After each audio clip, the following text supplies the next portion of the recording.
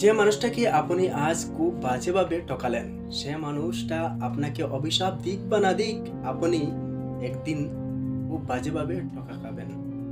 হয়তো অন্য কারো কাছে, নয়তো অন্য কোনোভাবে। তবে ঠকে আপনি অবশ্যই যাবেন, কারণ বাস্তবতা হচ্ছে তার থেকে আপনার মুক্তি মিললেও তার রুহের হায় থেকে কখনো আপনার মুক্তি মিলবে না। কাউকে বিনা কারণে অন্যায়ভাবে আঘাত করলে, কারো সাথে বেইমানি কিংবা প্রতারণা করলে সামাজিকভাবে আপনি নিঃসন্দেহে ভালো থাকবেন, তবে বেশি দিন ভালো থাকবেন না।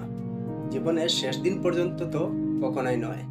আর অপারের কথাটা না হয় নাই বা বললাম, নিঃশ্বাস ভাঙ্গার প্রতিযোগিতায় আপনি খুব দক্ষতার সহিত কারোর সাথে বিশ্বাস ভাঙছেন।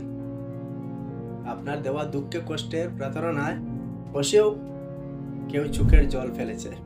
প্রস্তুত থাকুন, আজ না হয় কাল আপনার বিশ্বাস কেউ না কেউ ভাঙবে, আপনার চোখের জলও কেউ না কেউ ফেলাবে।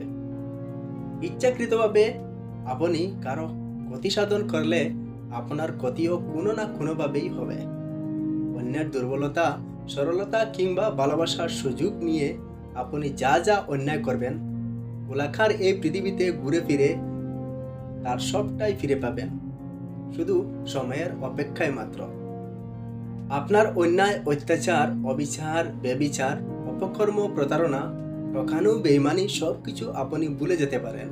যার সাথে করেছেন সেও হয়তো কোনোদিন ভুলে যেতে পারে, কিন্তু প্রকৃতি কখনোই কোনো কিছু ভুলে না। তাই আপনার কর্ম ভালো হোক বা মন্দ, প্রকৃতি আপনাকে সেইভাবে সবটা ফিরিয়ে দেবে। ভালো কর্ম করলে ভালো, আর মন্দ কর্ম করলে মন্দ। সে যাই হোক না কেন, তবে ফিরিয়ে আপনাকে অবশ্যই দিবে। মনে রাখবেন, গোলাকার এই পৃথিবীতে ভালো মন্দ সব কিছুই ঘুরে ফিরে আসে। মানুষের হিসাবে ভুল হলেও প্রকৃতির হিসাবে কখনোই ভুল হয় না।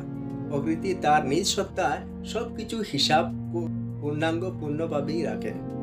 প্রকৃতি যে হিসাবে বড্ড পাকা, কর্মফল ভোগ না করিয়ে কখনো কাউকে ছাড়ে না।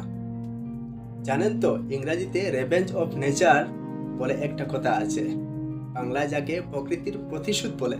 কিন্তু আমরা যখন ঠকে গিয়ে ঠকবাজ, প্রতারক, বেঈমান, বিশ্বাসঘাতকতা ও চরিত্রহীন মানুষগুলোকে ভালো থাকতে দেখি, তাও আবার দিনের পর দিন, বছরের পর বছর কিংবা যুগের পর যুগ ধরে, তখন আমরা বলি রেভেঞ্জ অফ নেচার বলে কিছু হয় না, কিছু না, ওটা শুধুমাত্র সান্ত্বনার বাণী। কিন্তু না, মোটেও তা ঠিক নয়। এগুলো আসলে আমাদের আগাতে আগাতে ক্ষতবিক্ষত হয়ে যাওয়া অশান্ত মনের অশ্রুকণা। আসল কথা হচ্ছে, আপনি সবাইকে ফাঁকি দিতে পারলেও প্রকৃতিকে কখনোই ফাঁকি দিতে পারবেন না। সবাই আপনাকে ছেড়ে দিলে প্রকৃতি কখনোই আপনাকে ছেড়ে দিবে না। মনে রাখবেন, মানুষ যা পারে না, প্রকৃতি তা খুব ভালোইভাবে পারে। মানুষ যে হিসাব মিলাতে পারে না বলে হিসাবখানি অপূর্ণ হয়ে যায়, প্রকৃতি সে হিসাব সময় মতো ঘড়ায় গড্ডায় মিলায়।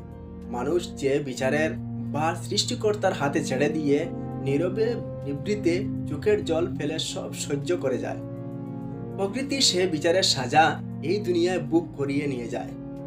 কাউকে অন্যায়ভাবে আঘাত করা ছাড়ুন, ঠকিয়ে লাভবান হওয়া যায় না। ঠকিয়ে লাভবান হওয়ার চিন্তা বাদ দিন, প্রতারণা করার মানসিকতার জলাঞ্জলি দিন।